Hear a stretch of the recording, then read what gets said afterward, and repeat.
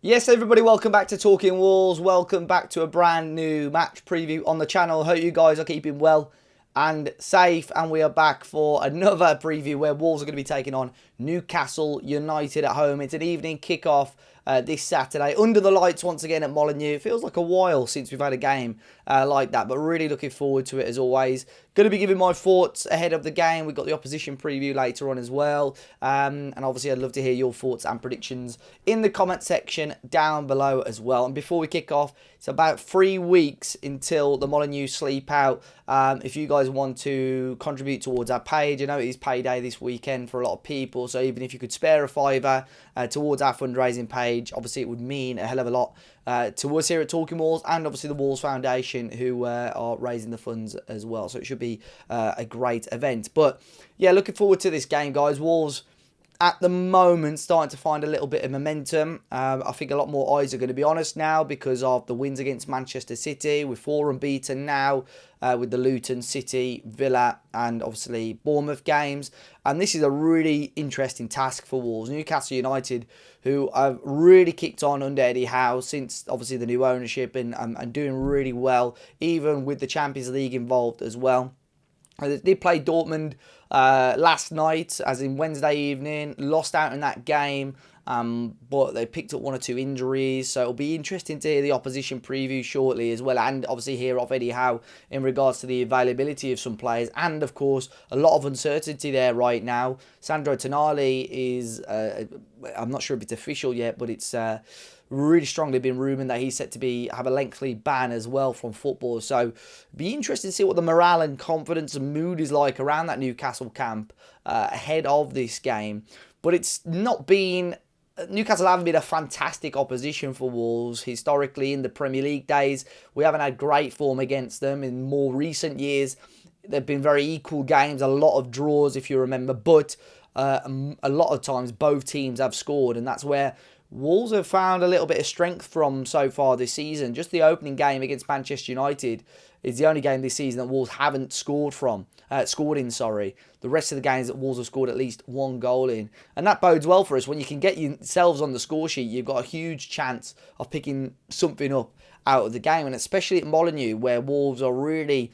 it's sort of under Lopetegui, really. He made Molineux at times a fortress, made it very difficult for teams to go there and play. We picked up some really good victories last season that ultimately kept us up. And I think if Gary O'Neill wants to push on, I think Molineux's got to be the place to go. And atmosphere is improving.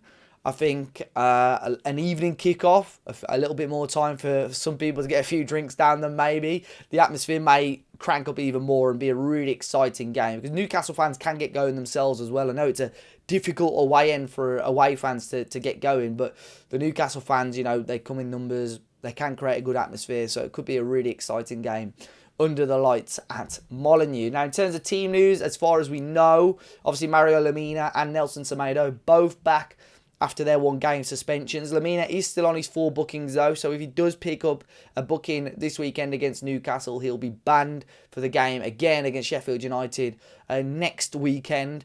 Semedo as well available. I think he'll probably come back in for Doc, but we'll wait and see. Jean-Ric Bellegarde as well, we're not 100% sure on his fitness as of right now either. He returned from suspension last week, but wasn't actually included in the squad that faced off and beat Bournemouth last weekend either. I think there will be some more eyes as well on Gary O'Neill after his quite impressive cameo on Monday Night Football here in the UK on Sky Sports Football during the Premier League game between Spurs and Fulham. Came across really, really well. I think a lot more eyes on him now, a lot more expectancy. So it's going to be big for him, and hopefully, he can help Wolves kick on, because if we can get something out of this game, even if it's a point against Newcastle, who are a team in really good form, even in the league, and Wolves can go 5 unbeaten, it'll be, Wolves will put themselves in a really nice position, but it'll be a very, very tough game for Wolves, as we know. But let's move on to my predicted lineup for this game. I've gone very few changes, to be fair, from last weekend's game. I think Sarwell's starting goal, once again, didn't have a huge amount to do against Bournemouth. Did like to wind them up a little bit towards the end of the game. Left back Ryan Ait-Nouri, who I think has really kicked on and recently really showed a lot of confidence against Bournemouth last weekend. Totti Gomez, Max Kilman and Craig Dawson, all three of those started to settle into this back three role quite nicely, and I think it's brought the strengths and qualities out in all three of them at the moment. Right wing back, I think Semedo should be welcome back in. I think Doc did struggle at times to keep up with the game. Semedo obviously does offer at times that little bit more going forward as well.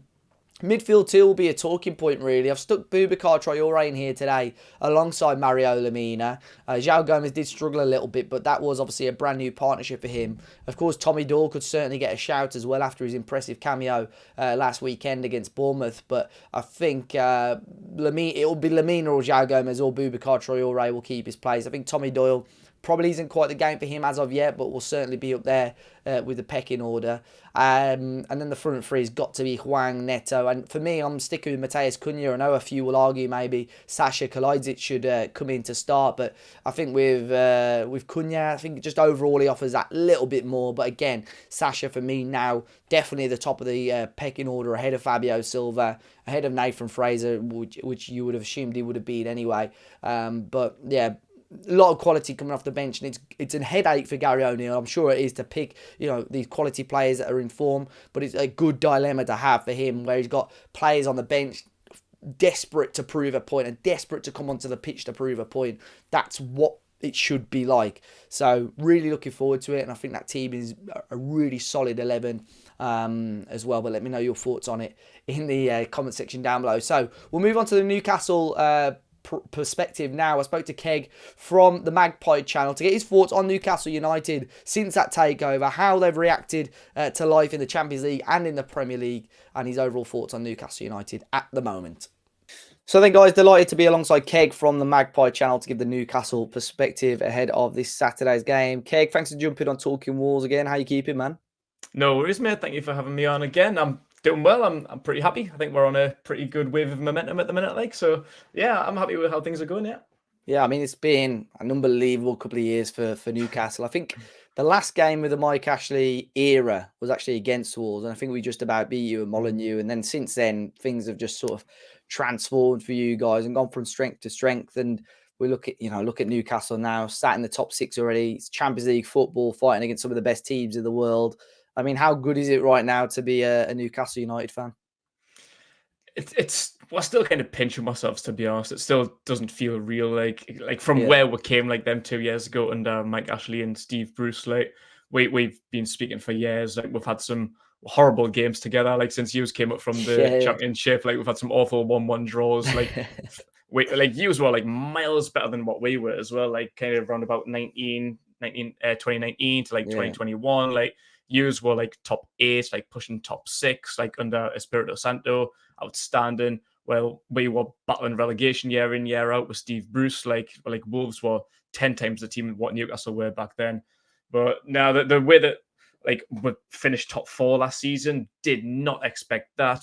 First time in 20 years, first cup final with the Carabao Cup final in, I think, was that 24, 25 years. Like, and then like we were just talking off camera there, beating PSG 4-1, like not only beating them, but absolutely dominating them as well. Like, so yeah, like we are just pinching ourselves. And like the way that things have been so far this season with PSG, AC Milan would beat Sheffield United 8-0. First game of the season, 5-1 against Aston Villa. We'll put City out the cup. Like it is just a dream. Like it's not real right now. Like, but it's still hard to get used to. I mean, I'm just looking at the league. I mean, I obviously remember that game, but the highest scorers in the league now, one of the best defensive records as well. Still, top 6, can easily get, European football again next season through the league. When Newcastle sort of got into the Champions League, was that sort of almost not so much a concern, but were Newcastle fans talking about, right, we're in 2 difficult competitions now? Did they almost feel like they had to compromise and possibly drop a few places in the Premier League? Or have Newcastle fans gone into this season thinking, right, we need to fight on all fronts? Well, a little bit of both, really, because you're right. Like we've seen it time and time again. Like when like Burnley got into the Europa League a few years ago. Like you remember, like sometimes teams that get into Europe and kind of don't really expect to, that league form can suffer, because Burnley, I don't know when that was, about 1920, they were unbelievable. Got into the Europa League, and the following year they were fighting relegation. Like that happens. Like Leicester, when Leicester won the Premier League, had Champions League, nearly got relegated. So Yeah. it happens. Like, I think Newcastle's in a position, like financially and structurally, but in a position where we knew that we wouldn't suffer that bad. I don't think we would fall like bottom half of the table bad, but Yeah. yeah, there is that kind of realistic like possibility that league form might suffer. And also last season, yeah, we got top four, but also Liverpool had a pretty bad year. Chelsea and Tottenham didn't finish in the top eight.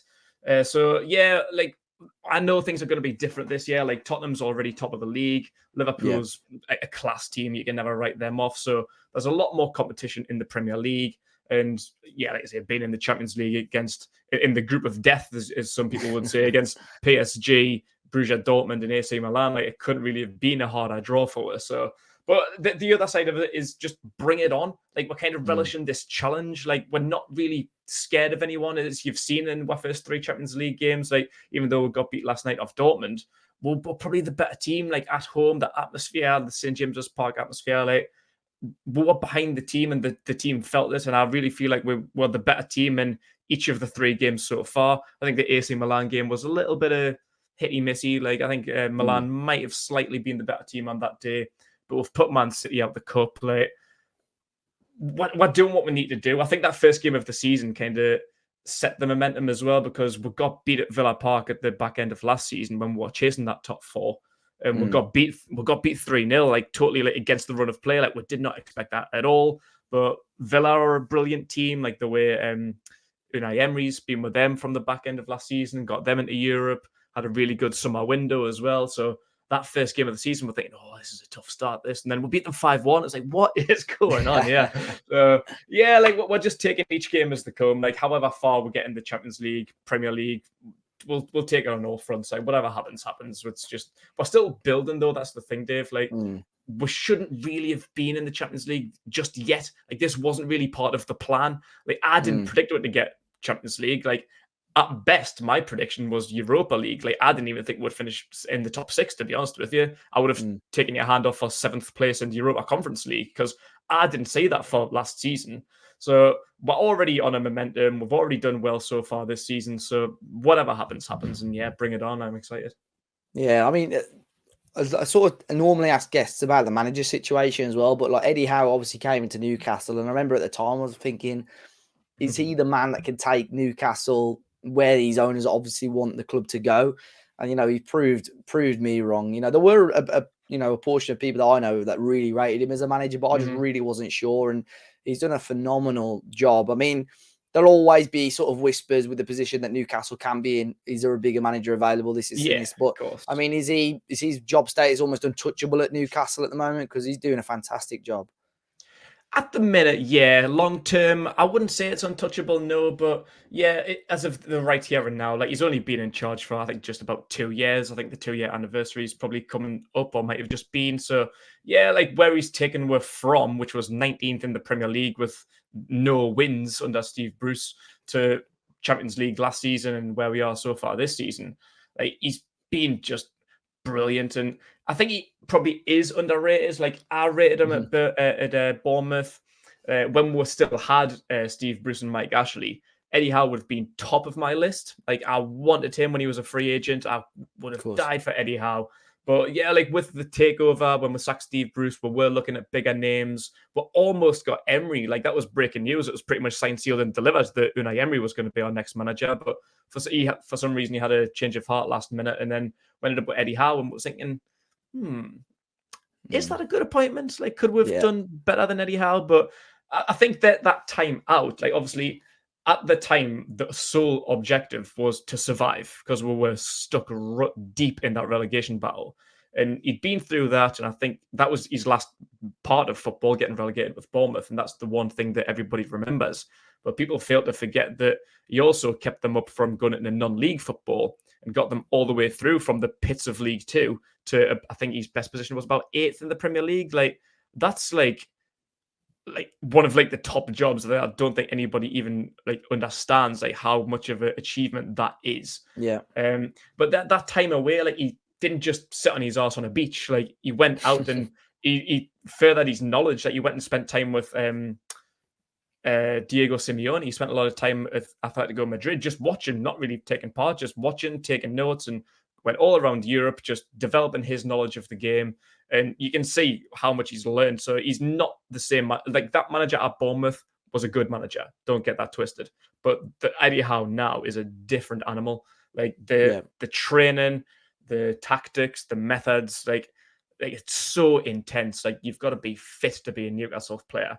Like Anthony Gordon said that at the back end of last season, like because he struggled in the when we signed him in January, and he said that when the season finished, he said like, look, I wasn't fit. Like the training here is different to what I was experiencing at Everton. Like Eddie Howe demands a certain criteria from you, and you can see it in our high pressing. Like we press everything, we chase everything. Like you've got to run miles. Like that's why Alan Maximan never really worked out under Eddie Howe, because he was a little bit lazy, didn't really want to put in the graft, and that's why he's out the door now and replaced him with Anthony Gordon, who is willing to do all that stuff. So yeah, like Eddie Howe, where he's got us to so far, I think he can be one of, because he's still quite young. Like he's been managing for nearly 10 years now, but he's still only, I think he's 43, 44, like still young for a manager.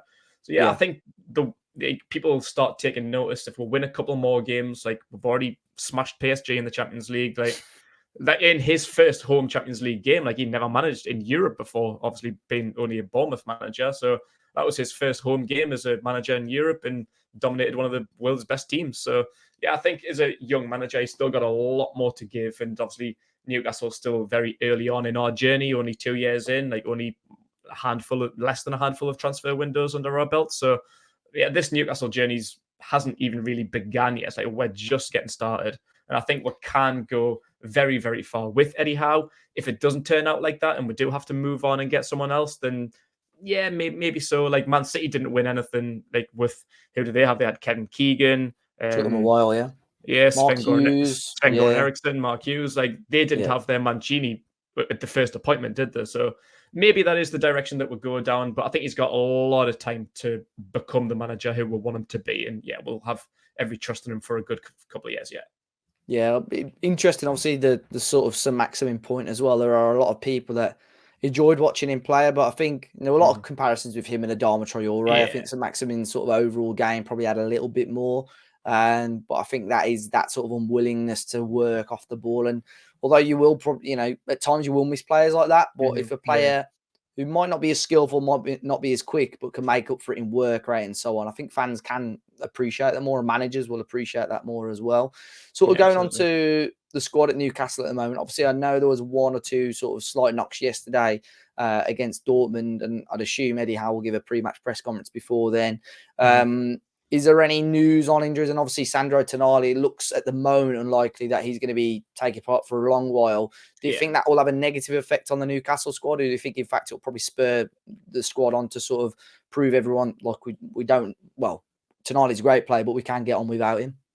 Yeah, absolutely. I think we can spur on. And people forget, like, we are a good team even without him, because he started our first 4 games and we lost 3 of them. Yeah, granted, there were difficult teams in Man City, Liverpool, and Brighton. But the midfield was very, very void, and there was a lot of whispers within the Newcastle fan base that I just think him and Bruno just didn't quite click like the way that it should do. And then once we brought in Sean Longstaff, who was one of the unsung heroes of the Premier League, in my opinion, like, we've been on a roll ever since. I think we've only lost 1 game, which was last night, since the Brighton game. Like Sean Longstaff's just one of them unsung heroes that he's not a sexy player. He doesn't do anything like terrifically well. Like he doesn't spray 60-yard scoresy passes or banging 30-yard Gerrard strikes. Like he just does what needs to be done, and the team ticks so much better when he's there. So yeah, we'll miss him, I'm sure, in the long term. 10 months is a long time for anyone to be out. But another good thing about last night is that Joe Willett came back, because he's been a long-term absentee. He picked up an injury in the last handful of games of last season. So it was nice to see him come back. So at a brilliant time as well. So yeah, we've got people to cover. Yeah, he'll be a miss, but I'm sure we'll get on fine. But in terms of other things, there is more than just Tonali's absence. Alexander Isak picked up a groin injury last night, something that he's been nursing for a few weeks. Like he left the Sweden camp in the last round of international fixtures because of that. Played a little bit on Saturday against Crystal Palace as a sub. started last night, so we presumed that he would have been back to full fitness, but I think he's off after about 12 or 13 minutes. So I think he's expected to miss the next few games. Sven Botman's been out for a while, on his way back, but Saturday's still going to be a little bit too early for him, so we'll be without Botman again. Jacob Murphy dislocated his shoulder last night shortly after coming on, so he's going to be out for a couple of games. Harvey Barnes is a long-term absentee, and Elliot Anderson's going to be out for a few games with a back injury. So there's a lot of injuries there. There's a lot of people out with injuries and suspensions. So, but yeah, we're more than confident in our squad to continue to do things. Like Eddie Howe has the trust in everybody, and everybody steps up when called upon. Like Jamal Lascelles, for example, in Sven Botman's absence. Like Lascelles was one of them players that we probably could have done without, to be honest. He was useless under Steve Bruce.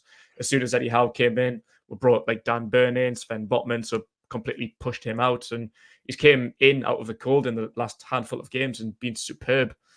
Same with like the likes of Jacob Murphy and the Sean Longstaffs, who were a bit shit under Steve Bruce. Like, they've come on leaps and bounds under Eddie Howe, and that's the kind of thing that Eddie Howe can do. He can make anybody a better player. So whoever's going to step up, whoever's going to cover for the Murphys, the Tonales, the Botmans, the Isaacs, we've got people there, so it'll be fine.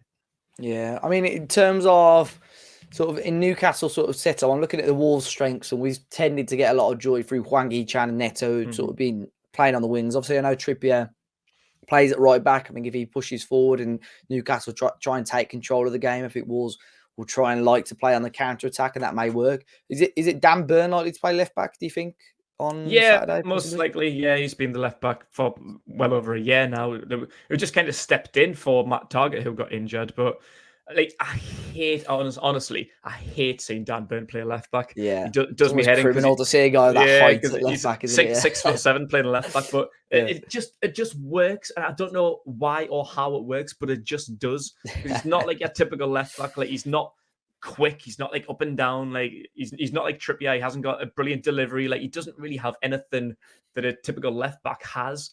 But it works, and I still don't know how, but it just does. So I used to love Adama against him because it would go one of two ways. When we played Brighton and he played there, he had an absolute stinker. But every other time Adama's played him, he's like sort of struggled to sort of get into the game, and I think it allows a little bit more flexibility because by trade he's a centre half.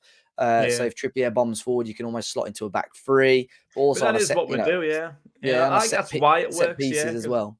Yeah, so that is how kind of Eddie Howe like plans it. Yeah, so if Trippier goes on a run, the other team end up counter attacking. Then that is typically what happens. Like, Dan Burn like drops back and we end up in a back three, and then we'll get wingers like Anthony Gordon or Almiron like tracking back as well. So we end up with depth in numbers with Dan Burn pushing in a little bit as well. So I think that's how it works so well. Yeah.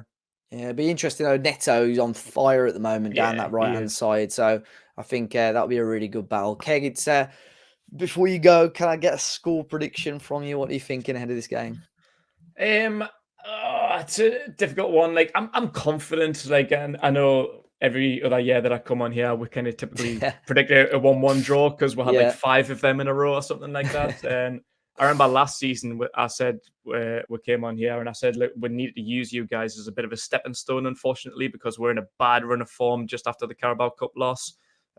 Top 4 was kind of slipping away, and you were the next guys up after a run of Liverpool, Man United, Man City. We needed a confidence booster, and you guys were it. Like, we got the 3 points, but it wasn't pretty. You are a tough team to play, so I'm not going to go 8-0 like Sheffield United. Even 4-0 against Palace. Like, we've got goals. We've got everything that it takes to absolutely batter you guys, but I don't see that really being the case. But I am confident, and I am going to go with a win. Probably 2-1, just the same as it was last year. I can see it being another scrappy game. I think you could have a goal in you. But yeah, I think our quality should just show on the day. Yeah, I think I looked at a stat earlier in terms of sort of goals, both teams to score. It's one of the highest percentages of a fixture. Both teams have scored in 15 of the 16 meetings between Wolves and Newcastle. And Wolves have scored in every game bar the opening day as well. So I think there's a big chance of that happening anyway. So, Keg, thank you so much for jumping on. I'll make sure to leave a link to the Magpie channel in the description down below. And mate, apart from Saturday evening, all the best for the rest of the season. Hopefully we'll see another English team do well in the Champions League. Thanks for coming on, man. No worries. Thank you very much, Dave. Thanks for having me on again. Cheers, buddy. Cheers, buddy. Bye. So big thanks to Keg. I'll make sure I leave a link to the Magpie channel in the description down below. Again, really interesting game. I think I would take a 1-1, guys. I think I really do, but it's not a match preview without a sneaky Dave as a party 2-1 to Wolves. Home, in good form, under the lights. Wolves looking exciting once again. Starting to threaten teams going forward. Newcastle hopefully a little bit leggy after that game. Let's wait and see. Guys, do let me know your thoughts. Be sure to hit the like button. Be sure to go and check out our Wolves Molineux Sleep Out donation link as well. Any contributions are really, really appreciated.